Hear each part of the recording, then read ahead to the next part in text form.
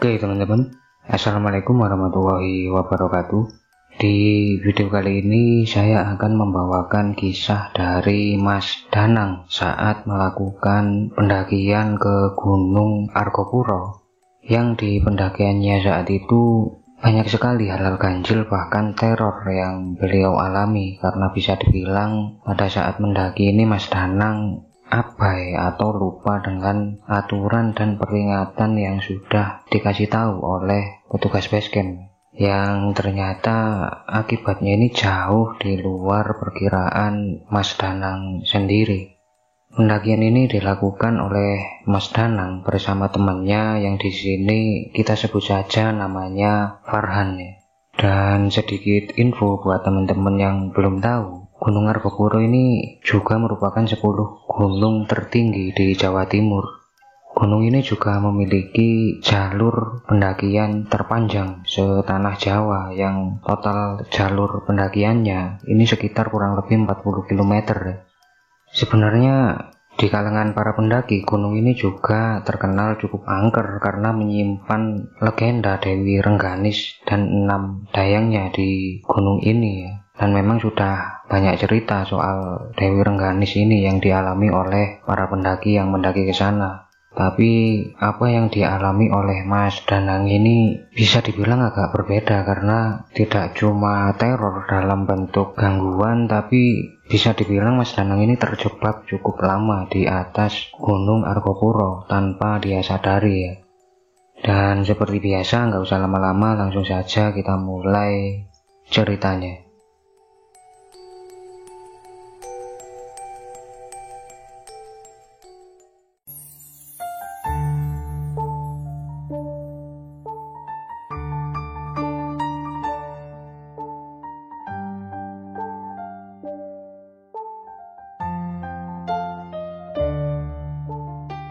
Singkat cerita, saat itu Danang dan Farhan memang sudah cukup lama merencanakan pendakian itu. Walau sebenarnya Danang ini merasa belum siap untuk mendaki Argopuro karena jalur yang memang terkenal cukup panjang dan melelahkan. Tapi karena dia ngerasa kasihan sama Farhan, akhirnya dia tidak menolak ketika diajak oleh Farhan yang sudah cukup lama dia kenal.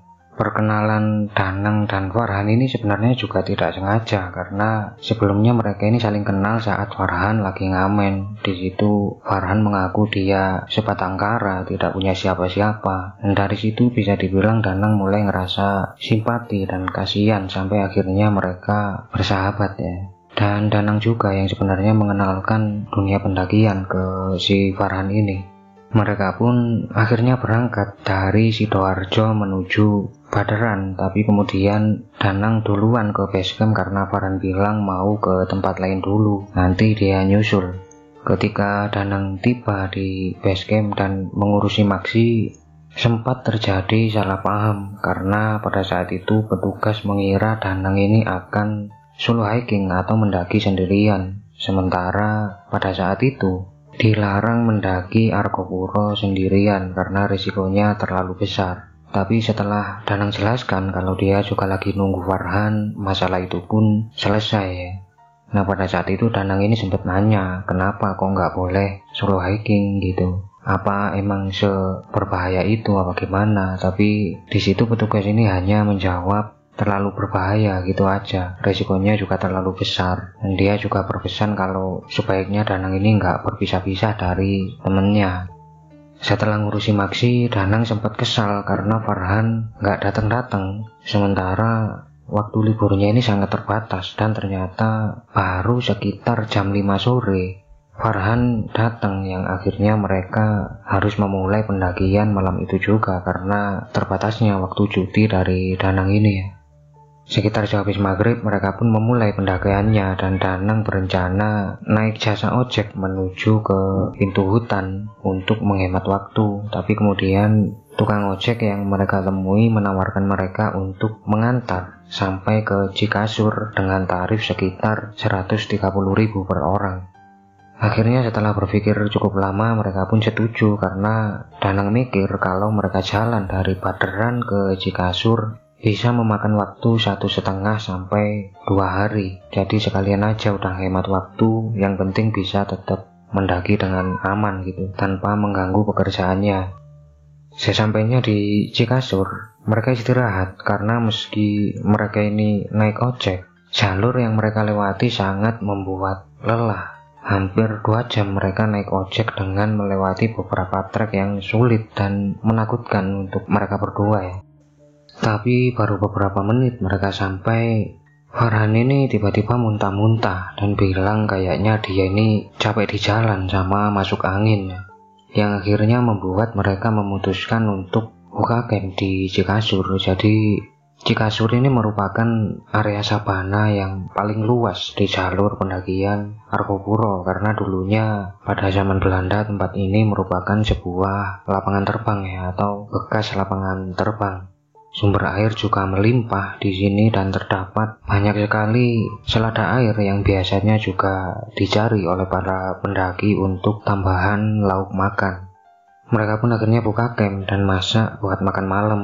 Nah, selesai makan, Farhan ini memutuskan untuk langsung tidur, sementara Danang masih duduk di depan ya, karena dia masih belum ngantuk gitu. Saat itu entah kenapa Danang justru ngelamun dan baru keinget kalau dia belum sempat pamitan ke keluarganya, karena saat dia berangkat keluarganya memang sedang berada di luar kota gitu. Yang gak lama kemudian saat Danang ini lagi ngelamun, ada rombongan lain yang baru datang. Nah, mereka ini sempat ngobrol sebentar dan rombongan ini kemudian melanjutkan lagi perjalanan mereka ya. Tapi ketika baru aja jalan, Danang ini melihat di belakang rombongan ini mereka ini seperti diikuti oleh seekor kucing hitam. Jadi kayak jalan agak jauh dari rombongan ini. Awalnya Danang mikir kalau mungkin itu kucing mereka, tapi dia mulai curiga karena setelah dia perhatikan, rombongan ini seperti tidak menyadari keberadaan dari kucing ini, yang kemudian rombongan ini jalan terus makin jauh dan akhirnya nggak terlihat lagi ya. Saat itu Danang ini sempat mikir sebentar, kok ada gitu pendaki bawa kucingnya buat diajak gitu, apa nggak takut lepas apa gimana gitu. Tapi beberapa saat kemudian Danang secara tiba-tiba mendengar suara auman yang sangat keras dan teriakan orang. Nah, di situ sebenarnya Danang ini bingung harus gimana, karena dia mikir kayaknya itu suara dari rombongan yang baru aja dia temui, karena emang nggak jauh suara teriakannya itu. Tapi dia mau nolong mereka juga takut kalau suara auman ini takutnya suara auman macan apa gimana gitu. Yang akhirnya Danang ini buru-buru masuk ke tendanya dengan ketakutan dan berencana esok paginya mau lapor aja ke bawah soal apa yang dia dengar. Karena kalau memang ada apa-apa dengan rombongan yang tadi, dia juga nggak bisa nyelamatin mereka sendirian gitu. Apalagi dengan Farhan yang kondisinya lagi kurang sehat. Tapi saat itu baru sekitar jam 3 pagi, Danang ini baru bisa tidur karena sepanjang malam dia terus ketakutan karena berkali-kali mendengar suara auman-auman itu lagi. Esok harinya sekitar jam 6 pagi, Danang akhirnya terbangun dan dia lihat Farhan ini ternyata masih tidur. Karena nggak tega mau bangunin, saat itu dia memutuskan untuk memberanikan diri melihat apa yang sebenarnya terjadi semalam. Dia mulai jalan ke arah jalur Cisentor perlahan. Nah, tujuannya ini mau melihat sendiri biar bisa menjelaskan ke base camp kalau memang terjadi apa-apa dengan rombongan yang semalam. Tapi ketika Danang jalan, mata Danang justru teralihkan karena dia melihat ada seekor burung yang kata Danang ini burungnya ini sangat cantik. Ekornya panjang, warnanya juga sangat indah, hinggap dari satu pohon ke pohon yang lain. Danang terus melihat ke arah burung itu karena terkagum-kagum, sampai secara tiba-tiba di depan mata Danang, burung ini berubah menjadi sosok wanita berkebaya putih atau berpakaian ala-ala Jawa gitu, tapi warna putih ya. Nah, Danang ini sebenarnya nggak bisa melihat dengan jelas wajah dari sosok wanita ini seperti apa, tapi entah kenapa Danang merasa terpesona dan secara tidak sadar mengikuti jalannya sosok wanita ini. Entah berapa lama saat itu Danang ini terus jalan ngikutin sosok wanita ini sampai mereka akhirnya tiba di semacam batu datar yang sangat lebar dan besar. dan ada semacam kayak batu-batu yang lebih kecil gitu di sisi-sisinya, mirip seperti meja makan beserta kursinya kayak gitu kira-kira. Nah, di atas batu itu ternyata juga sudah ada banyak sekali makanan-makanan yang ditaruh di atas macam daun pisang. Jadi kayak ada makanan kayak tumpeng apa semacam makanan selamatan gitu. Nah, sosok wanita ini kemudian duduk di situ dan entah kenapa Danang ini ngikut aja gitu. Jadi dia ini ikut jalan ke situ terus ikut duduk juga di sebelah wanita ini. Dan pada saat duduk inilah Danang baru melihat wajah dari sosok wanita ini ya. Jadi menurut Danang memang wajah dari wanita ini luar biasa cantiknya, yang tanpa sadar mereka malah ngobrol sambil makan-makan seolah-olah mereka ini sudah sangat lama saling mengenal, tapi tidak ada satupun dari mereka yang kenalin nama mereka ini siapa. Danang juga nggak kenalin diri, wanita ini juga nggak bilang namanya siapa gitu. Nah, setelah agak lama ngobrol, karena ngerasa tali sepatunya ini lepas, dia pun benerin sebentar tali sepatunya. Jadi dia membungkuk benerin tali sepatu, tapi begitu selesai sosok wanita ini udah nggak ada, udah hilang gitu, nggak tahu kemana gitu. Dan yang lebih membuat Danang ini shock lagi, bekas mereka makan ini masih ada, tapi yang tadinya semua isinya makanan-makanan enak berubah menjadi organ-organ manusia seperti kaki, tangan, bahkan juga kepala. Saat itulah Danang ini lari saking takutnya sambil terus-menerus muntah-muntah karena dia nggak nyangka dia baru aja makan organ manusia gitu. Berulang kali Danang ini terjatuh saat lari, sampai entah bagaimana ceritanya Danang tahu-tahu sampai di Cisentor, yang harusnya dari Cikasur ke Cisentor ini kurang lebih 3 jam. Tapi kok dia cepet banget tahu-tahu sampai di situ. Nah, sebenarnya Danang mau turun saat itu untuk ngajak Farhan yang masih di bawah untuk pulang aja. Tapi karena tadi dia berulang kali terjatuh, jadi kakinya ini kayak entah keselio apa luka gitu, jadi agak sakit buat dipakai jalan. Badan dia juga lemes habis muntah-muntah karena mungkin dehidrasi apa gimana gitu ya. Yang akhirnya Danang memutuskan untuk istirahat dan sedikit berharap kalau Farhan ini bakal nyusulin dia ke atas, walau sebenarnya Danang ini nggak yakin. Cukup lama saat itu sebenarnya Danang istirahat sendirian di Cisentor, sampai ada seorang kakek-kakek jalan dari kejauhan. Menurut Danang kayaknya kakek-kakek ini lagi nyari kayu, karena memang lagi manggul sesuatu gitu, sambil tangannya ini membawa kayak entah ubi entah apa gitu. Nah, tentu Danang ini heran, kok orang nyari kayu sampai sejauh itu, sampai Cisentor gitu. Tapi kemudian sosok kakek ini akhirnya menghampiri Danang dan tanpa ngomong apa-apa, dia ini langsung membuat semacam api unggun dan membakar ubi yang dia bawa. Singkat cerita, Danang cukup lega. Akhirnya dia dapat bantuan makanan dan minuman dari sosok kakek ini. Seenggaknya dia dapat tambahan energi untuk biar dia ini bisa segera turun gitu, karena memang semua barang Danang ini masih ketinggalan di tenda kan. Nah, sambil makan ubi bakar ini, mereka ini sebenarnya cuma duduk aja dan tidak banyak ngobrol. Danang saat itu ingat banget satu-satunya kalimat yang keluar dari mulut sosok kakek ini adalah, "Kamu makan yang banyak karena kamu nanti akan lama di sini." Tentu Danang bingung maksud dari sosok kakek ini apa gitu. Tapi belum sempet dia nanya, sosok kakek ini justru berdiri dan beranjak jalan. Nah, Danang pun sekarang ngikutin sosok kakek pencari kayu ini biar ada temennya turun gitu, karena dia ngira sosok kakek ini mau pulang. Tapi ternyata kaki Danang ini terlalu sakit buat ngikutin cepetnya jalan dari sosok kakek ini. Jadi sosok kakek ini jalannya ini agak cepat, sementara Danang ini tertatih-tatih. Nah, dia cuma terus jalan aja gitu, akhirnya turun. Tapi ternyata Danang justru sampai di rawa embik. Padahal Danang benar-benar tahu kalau tadi selama dia jalan ini, dia ini berjalan turun ngikutin sosok kakek ini. Tapi kenapa justru sampai di pos selanjutnya atau pos setelah Cisentor, yaitu pos rawa embik ini ya. Nah, pada saat Danang ini masih kebingungan, Akhirnya dia ini coba untuk teriak-teriak minta tolong, walau dia ngerasa harapannya ini tipis karena dia nggak yakin ada pendaki di dekat dia saat itu. Karena memang semenjak berangkat Danang ini sama sekali nggak melihat ada rombongan lain selain dari rombongan yang semalam dia lihat. Nah di situ Danang ini sebenarnya sudah mulai pasrah karena dia nggak tahu mau gimana. Mau jalan turun takut kejadian aneh lagi. Mau naik pun Danang udah terlanjur ketakutan dan dia nggak bawa apa-apa. Akhirnya saat itu Danang memutuskan untuk menunggu pendaki lain lewat agar bisa bareng.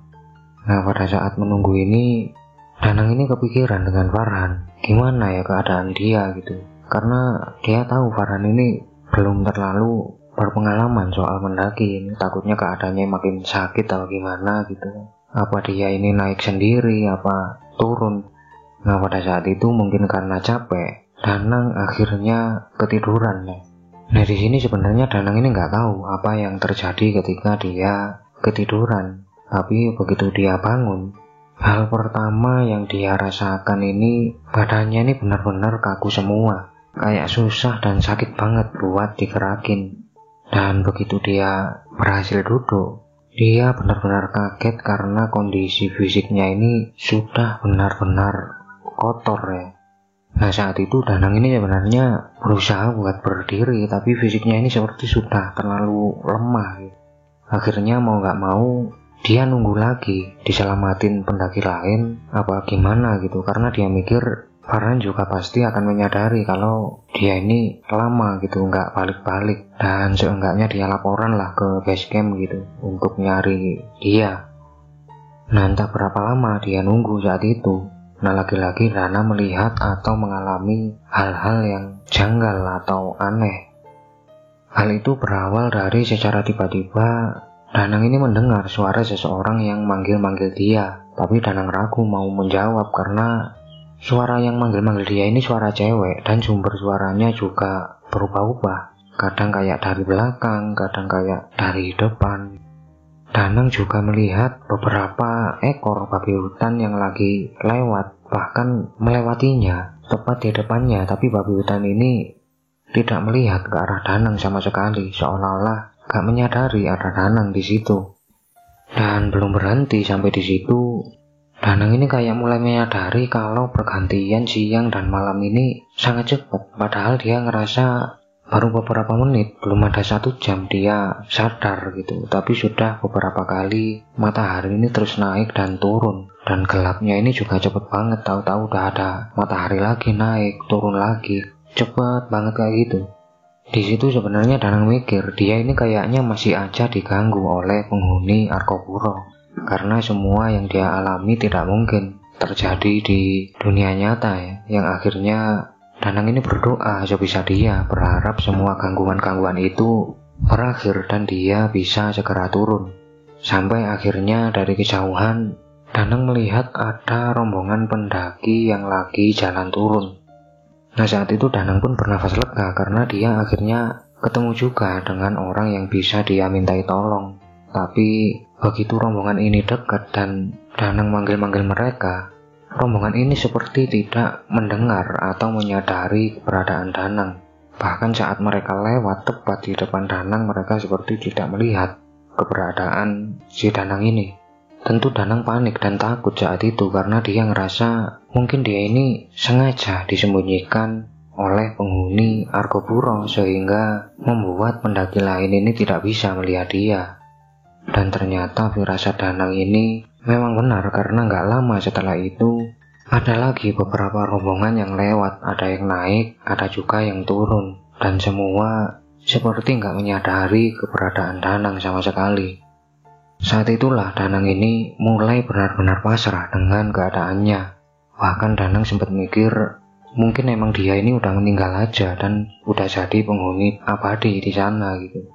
Anehnya selama waktu itu dia sama sekali nggak melihat Farhan lewat. Apa Farhan ini turun sendiri apa gimana gitu. Masa iya Farhan ini turun tanpa membuat laporan apa-apa soal hilangnya dia. Nah pada saat Danang udah benar-benar pasrah inilah secara tiba-tiba datang lagi sosok kakek yang kemarin ngasih dia ubi bakar.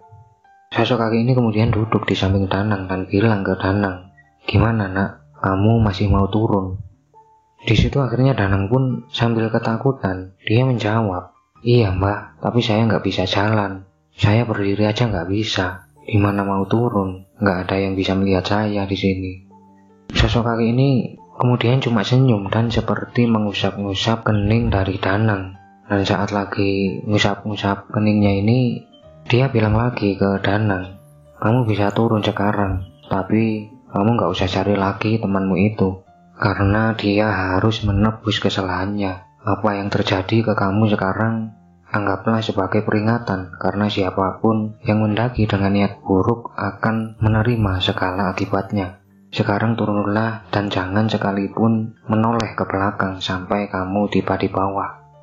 Habis ngomong kayak gitu, sosok kakek ini lagi-lagi hilang. Dan Danang juga tiba-tiba ngerasa badannya ini sehat lagi gitu. Kakinya udah nggak sakit lagi. Karena udah terlalu ketakutan, Danang pun mengikuti perkataan dari sosok kakek itu. Dan dia pun turun tanpa menoleh sekalipun ke belakang. Tapi perjalanan Danang turun ini juga membuat Danang heran, karena selama dia turun ini berulang kali Danang ini mendengar suara teriakan dari Farhan. Tapi lagi-lagi karena ingat pesan dari sosok kakek ini, Danang ini gak berani melihat ke belakang.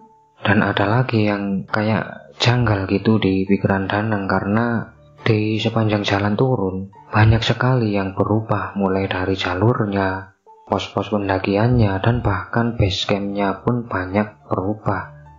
Dan saat dia mau lapor ke base camp, Danang kaget karena catatan soal dia dan Farhan sama sekali nggak ada.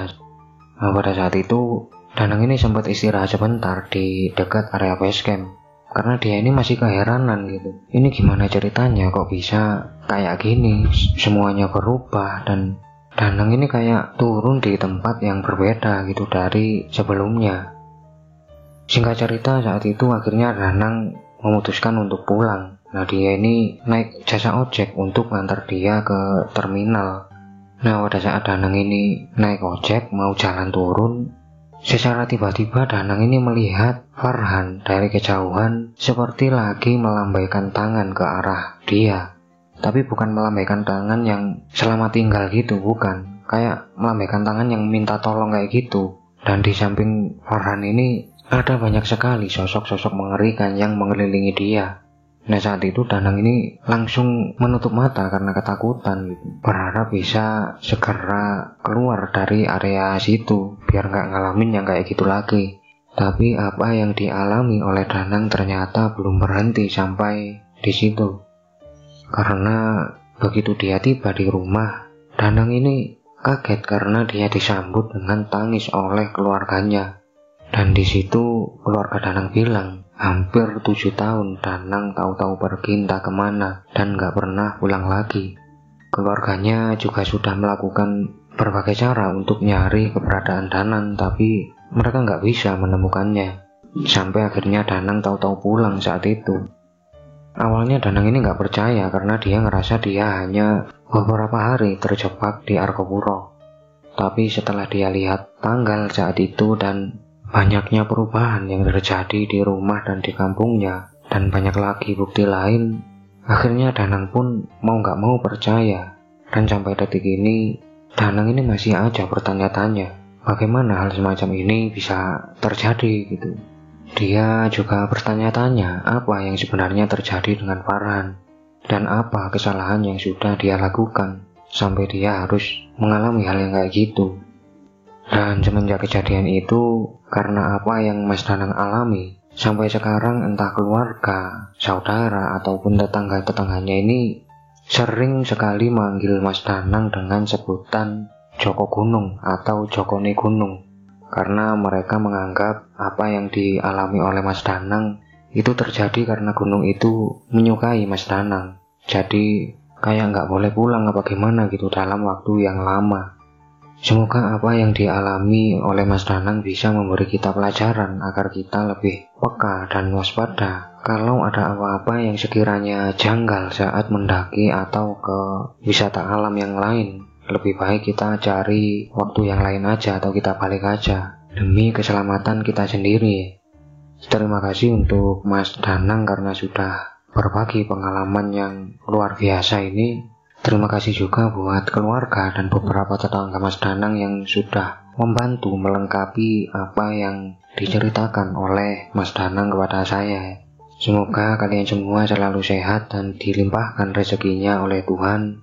Sampai ketemu di cerita-cerita selanjutnya, dan salam Rahayu.